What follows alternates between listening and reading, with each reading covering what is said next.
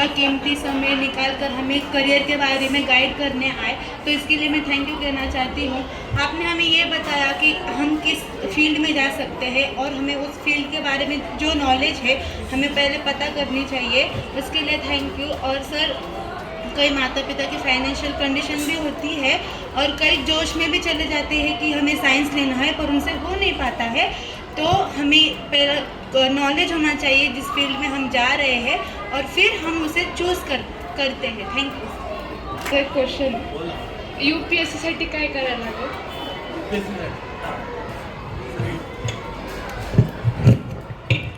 Hello, एक लक्षात घ्या, यूपीएससी के लिए और एमपीएससी के लिए जो है वो कॉम्पिटिटिव एग्जाम है। एनी ग्रेजुएट लड़का लड़की वो एग्ज़ाम दे सकती है, एनी बीए से लेकर बीई तक। इसीलिए अभी से आप तय करेंगे कि मुझे यूपीएससी करना है और आईएएस होना है। ये हो गया शॉर्ट प्लान, मैं इसे शॉर्ट प्लान कहूँगा। बिग प्लान करो पहला, जो अपना रोजी रोटी का जो प्रश्न है वो ठीक तरह से सुलझाएगा। आपको खुद को पहचानना है, उसके बाद एक फील्ड चूज करना है। ग्रेजुएशन अच्छे फील्ड में करना है, या इंजीनियरिंग में करो, मेडिकल में करो, आर्ट्स में करो, कॉमर्स में करो, वो करते समय यूपीएससी क्या है, एमपीएससी क्या है, कौन कौन से पोस्ट है, उसके लिए क्या क्या पढ़ाई लगती है, वो ठीक तरह से देखो। और 1-2 घंटे अगर आपने वो पढ़ाई की और अपना रोजी रोटी का प्रश्न छोड़ने वाला जो फील्ड है उस पर अगर आपने ध्यान दिया, तो ग्रेजुएशन के बाद को आपके हाथ में नौकरी होगी और 2 साल में आपके हाथ में यूपीएससी की जो एग्ज़ाम देने के बाद हमें पोस्ट मिलती है वो भी होगी। इसीलिए उसके लिए 2 घंटे पढ़ाई करो। समय समय पर आपको अपना मन और सिचुएशन बता देगी कि आपकी पढ़ाई कितनी है। आपने अभी तक अवान्तर किताब कौन सी पढ़ी है? एक जो आप किताब पढ़ते हैं स्कूल की, उसके अलावा क्या पढ़ा है आपने? वर्तमान पत्र पढ़ते हैं कि आज रोज? कितने टीचर्स के साथ बात करते हैं? फ्यूचर में क्या करना चाहिए? कितने लोग न्यूज़ पढ़ते हैं? आज की इम्पोर्टेंट न्यूज़ कौन सी है? अगर ये नॉलेज आपको नहीं है तो आप सिर्फ यूपीएससी लेके शब्द मालूम होने से कुछ फ़ायदा नहीं है। तो जो 10वीं की पढ़ाई 50% है, 12th तक की पढ़ाई 70% है, ग्रेजुएशन की पढ़ाई 90% है और 10% आपका अदर नॉलेज है इस एग्ज़ाम के लिए। और ये एग्ज़ाम ऐसा नहीं गवर्नमेंट को कि आप बहुत होशियारी से आपको लेंगे। कॉम्पिटिटिव एग्ज़ाम में जो सिलेक्ट होगा वो उसे ले लेंगे, क्योंकि गवर्नमेंट चलाने के लिए सिर्फ समझने वाला आदमी चाहिए और उसे ठीक तरह से मालूम है, घटना के लिए मालूम है, देश के लिए मालूम है और बाकी इकोनॉमिकल जिस फील्ड में काम करना चाहता है उस फील्ड का नॉलेज है या नहीं। इसीलिए होशियार बच्चे क्या होते हैं, ऐसे घर वाले, नहीं तो आईएएस बन, तू आईपीएस बन, तू ये बन, तू वो बन, तो वो आप उस विचारों में रहते हैं। छोटी मोटी नौकरियां करने में आपका मन नहीं लगता और फिर अपना लाइफ हाथ से निकल जाता है। यूपीएससी की एग्ज़ाम कम से कम 5 या 6 लाख बच्चे देते हैं और जो पोस्ट अवेलेबल है वो सिर्फ 1000 पोस्ट अवेलेबल है। उसका रेशियो देखो कितना है, 500 के पीछे 1। तो ये रेशियो ध्यान में रखकर आपको तैयारी करनी चाहिए। Thank you. Okay. Official format में वोट ऑफ थैंक्स देने से पहले, कचरे सर मेरे बहुत अच्छे दोस्त थे और मेरा ये लास्ट ईयर भी ये प्लान था, लेकिन हम लोग ठीक तरीके से वर्कआउट नहीं कर पाए, उनका शेड्यूल और अपने स्कूल का शेड्यूल। तो मेरी ये ख्वाहिश थी कि इतने अच्छे सर का नॉलेज मेरे बच्चों के साथ शेयर हो सके। और I think 10th class will be agree कि मैं क्लास में आने के बाद रेगुलरली ये क्वेश्चन पूछता हूँ, न्यूज़पेपर पढ़ते हो, कौन से ज़माने के हो, YouTube, Instagram, Facebook, beyond that कुछ इम्पोर्टेंट है? और शायद वही ज़्यादा इम्पोर्टेंट है। शायद सर का सब सुनने के बाद आप लोगों को ये बात ज़रूर रियलाइज़ होगी रहेगी कि बाहर जाने के बाद, स्कूल तक सब कुछ बहुत प्रोटेक्टेड है, लेकिन स्कूल से बाहर जाने के बाद बहुत सारे रास्ते, लेकिन वहाँ पे कंफ्यूज नहीं होना है। आपका इंटरेस्ट क्या है, किस तरीके से आपने कौन से मेथड्स फॉलो करके आगे जा सकते, डेफिनेटली सर ने बहुत अच्छे तरीके से आपको गाइड किया रहेगा। मैं पर्सनली, मेरी तरफ से, हमारे साउथ इंडियन एसोसिएशन का जो मैनेजमेंट है, एसवीएस तमिलियन एसोसिएशन का, वो मैनेजमेंट की तरफ से और मेरे पूरे स्टाफ की तरफ से सर आपको शुक्रिया अदा करूंगा। आप अपना इतना कीमती समय यहाँ पे स्पेंड करके मेरे बच्चों को गाइड करने के लिए आए। Thank you very much. Now I request Satyamesh to carry on with the program. आपने हमारे बच्चों को बहुत अच्छे से गाइड किया है। बच्चों को कौन सा एग्ज़ाम देना चाहिए, नीट देना चाहिए या अदर कॉम्पिटिटिव एग्ज़ाम भी देना चाहिए, या 10th के बाद में कैसे सिलेक्ट करना, आर्ट्स करना, कॉमर्स करना या साइंस सिलेक्ट करना है, तो उसमें कौन सा सब्जेक्ट स्पेशलाइज करोगे या जो भी चीज़ है, या मेन इम्पॉर्टेंट थिंग लाइफ में हर एक इंसान पढ़ता है इनकम करने के लिए, मेन अपने पैर पे खड़ा होना है, तो उसके लिए अपना फैमिली सिचुएशन भी देखना है कि बाबा मुझे 10th के बाद में आगे क्या करना है। अभी जैसे कि यूपीएससी एमपीएससी बोल रहे हैं, तो पहले से बेस से शुरू करना है, न्यूज़पेपर पढ़ना है।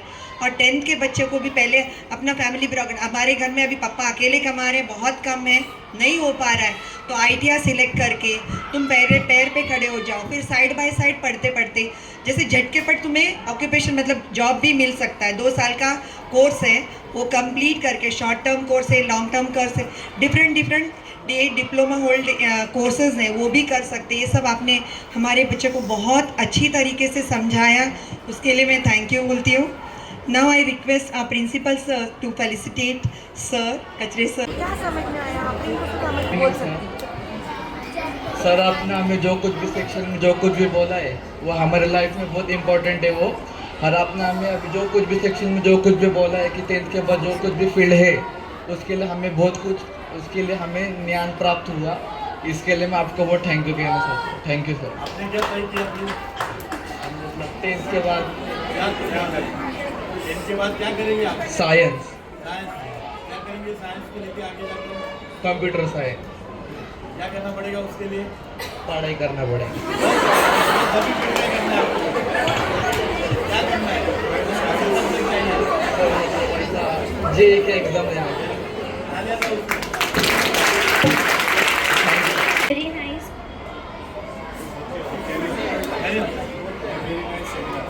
Very nice seminar. Thank you, sir, so much. And thank you for explaining all of your guidance, which it will help us in future a lot. I will definitely follow your guidance and make my life more improved. Thank you.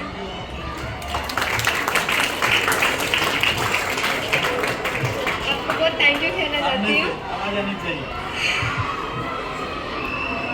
आपको मैं thank you कहना चाहती हूँ क्योंकि आपने जो भी कहा वो हमें एक आइडिया दिया, हमें करियर कैसे चूज़ करना चाहिए।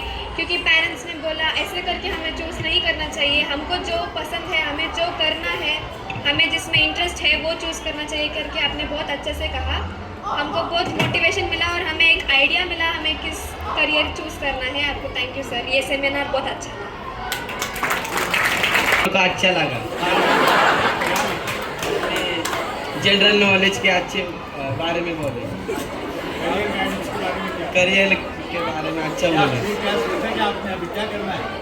अभी सोचा है, अभी देखेंगे 10th के बाद। क्या करना है? Thank you.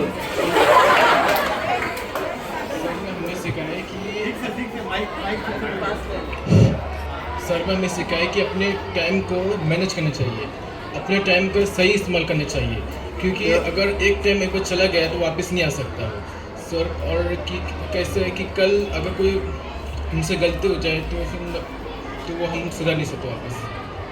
और किसी भी फील्ड में जाने से पहले उसकी नॉलेज हमें चाहिए पहले, क्योंकि ऐसे साइंस से ले बैंक्स, कॉमर्स, तो उसमें पहले हमें नॉलेज चाहिए। जैसे कि मतलब बैंक्स में लेंगे मैथमेटिक्स, और साइंस में लेंगे साइंस की नॉलेज चाहिए, क्योंकि आजकल के बच्चे लोग को जैसे मैथ्स का मतलब आता ही नहीं है। और बस करिअर गायडन्स शिबिराचं ज्येष्ठ आणि श्रेष्ठ मार्गदर्शक श्री विजय कचरे सर या ठिकाणी उपस्थित राहिले आणि आमच्या विद्यार्थ्यांना जे काही मार्गदर्शन केलेलं आहे खरोखर ते मोलाचं आहे। आमचे विद्यार्थी सर्वसामान्य घरातून आलेले आहेत, त्यांना पहिल्यांदा त्यांचं उपजीविकेचं साधन उपलब्ध करून देणं आणि त्यानंतर त्यासाठी काय करिअर करता येईल त्यासाठी त्यांनी तुम्हाला काही मार्गदर्शन सांगितलेलं आहे, त्याबद्दल मी त्यांची आभारी आहे। त्याचबरोबर भविष्यामध्ये विद्यार्थ्यांना काही ज्या अडचणी आल्या किंवा करिअरच्या बाबतीत काही शंका असतील त्यांनी या ठिकाणी फोन नंबर उपलब्ध करून दिलेला आहे, त्याबद्दल मी त्यांची आभारी आहे। सर असंच दरवर्षी आमच्या शाळेमध्ये येऊन आम्हाला विद्यार्थ्यांना मार्गदर्शन करा आणि खरोखरच विद्यार्थ्यांना हे जे मार्गदर्शन आहे उपयोगी पडणारे आहे, तर त्याबद्दल मी तुमची आभारी आहे। आणि शाळेच्या मुख्याध्यापकांनी या ठिकाणी कचरे सरांना बोलावलं आणि विद्यार्थ्यांना चांगलं मार्गदर्शन मिळालं याबद्दल मी त्यांचीसुद्धा आभारी आहे.